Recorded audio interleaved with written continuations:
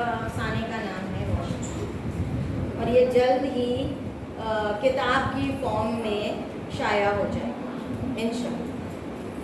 मेरा जो अफसाना है ये जिन्नात के बारे में है, और जिन का वजूद तो इस्लाम में भी है, हम सब जानते हैं।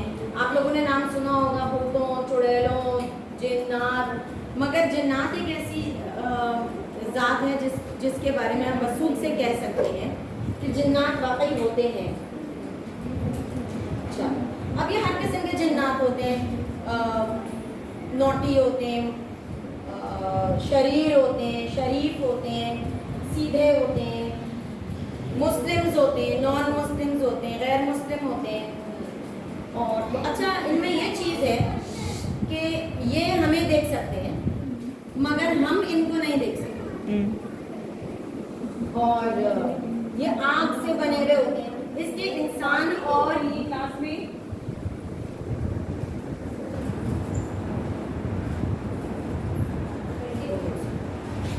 इसलिए इंसान और जिन्नात जो हैं ये दो अलग मखलूक़ात हैं, क्योंकि इनका मेल नहीं हो सकता। ठीक है। अच्छा, इनकी ग़िज़ा भी अलग होती है। हम जो खाते हैं ये वो नहीं शौक़ से खाते, ये मिठाइयाँ या ये हड्डियाँ ज़्यादा शौक़ से खाते हैं।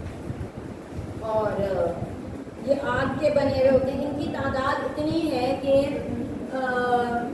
तहरीर में लिखा हुआ है कि अगर सुई भी आसमान से फेंकी जाए तो किसी ना किसी जिन के सर पे आके गिरे। इतने जिन्नात हैं दुनिया में। और इनके सिर्फ एक चीज़ से हम इनको पहचान सकते हैं, इनके हाथ से। अगर इनसे हाथ मिलाया जाए तो इनका हाथ बहुत नरम मुलायम, ऐसा होता है जैसे हड्डी ही नहीं है उसमें, इतना नरम और मुलायम हाथ। अच्छा जी, अब ये मैं आपको जिन्नात की कोई वो नहीं बता रही, इंफॉर्मेशन गैदर करके मैं आपको उसका एक किस्सा बता रही हूँ, जो एक बहुत ही खूबसूरत हसीन लड़की का आशिक हो जाता है और उसके इश्क में गिरफ्तार हो जाता है और उस पर काबिज हो जाता है, बुरी तरह काबिज हो जाता है जी।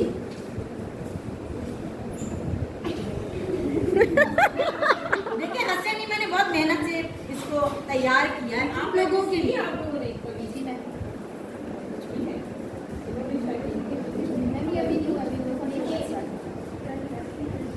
चौदहवीं का चांद था,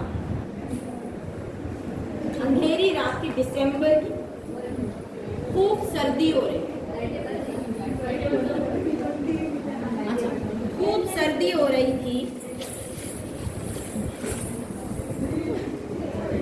और दिसंबर की रात, और दूर ही, मैंने कहा ये बच्चे भी देख लेंगे ना। अच्छा, दूर नाले के पास एक पुलिया पे एक काला बिल्ला बैठा अपने हाथ पांव चाट रहा। अब उसको किसी का ऐसा था जैसे उसको किसी का इंतजार है, और दूर से उसको नजर आई वो एक ट्रेन, ये एक्सप्रेस ट्रेन आ रही थी, रेलगाड़ी आ रही थी, जिसका वो बेताबी से इंतजार करता। और अचानक ब्रेक लगे और वो ट्रेन आके पटरी पे रुक गई। तो ट्रेन पटरी के बराबर आके बिल्कुल रुक गई, और जो आखिरी डब्बा था वो उस पुलिया के सामने आके रुका। तो वो बिल्ला जो इतना बड़ा था जितना एक कुत्ता हो, उतना बड़ा बिल्ला उस पटरी में आके, उस रेल में आके अंदर चढ़ गया और बैठ गया।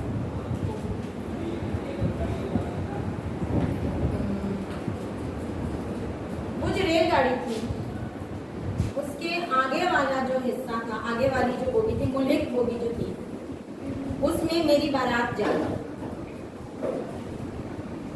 मेरा नाम नीलम है और मैं 19 साल और मेरा ताल्लुक भोपाल से है और हिंदुइज्म मेरा मजहब है।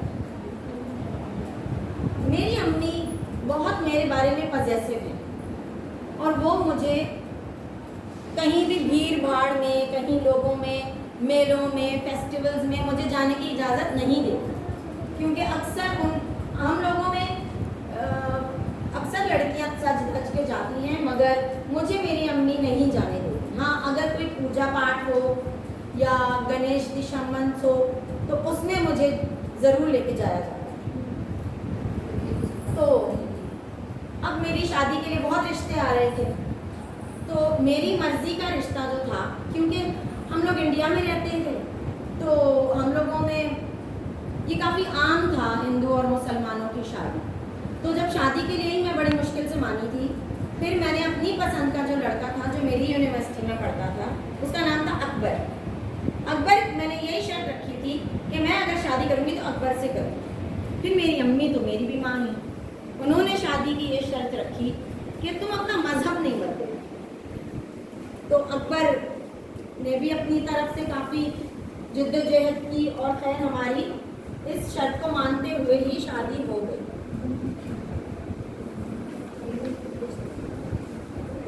अच्छा जी, अब हमारी ट्रेन में मेरी बारात जा रही है और वो बिल्ले को मैंने देखा कि वो बिल्कुल आके मेरे ऐसे बराबर बैठा जैसे उसका जिस्म मेरे जिस्म से छू रहा था। अब मैं उस बिल्ले को थोड़ी देर देख के रुकी, उसके बाद मैं उसको पहचान गई। मेरी अम्मी के घर की तरफ एक पेड़ है, नीम का पेड़। उस नीम के पेड़ के नीचे ये बिल्ला बैठा करता था और बहुत अरसे बैठा करता था। और ये नीम का पेड़ वो पेड़ है जिसके नीचे घंटों घंटों मैं और अकबर बातें किया करते थे, और ये बिल्ला भी वहाँ बैठा रहा करता था। अच्छा जी,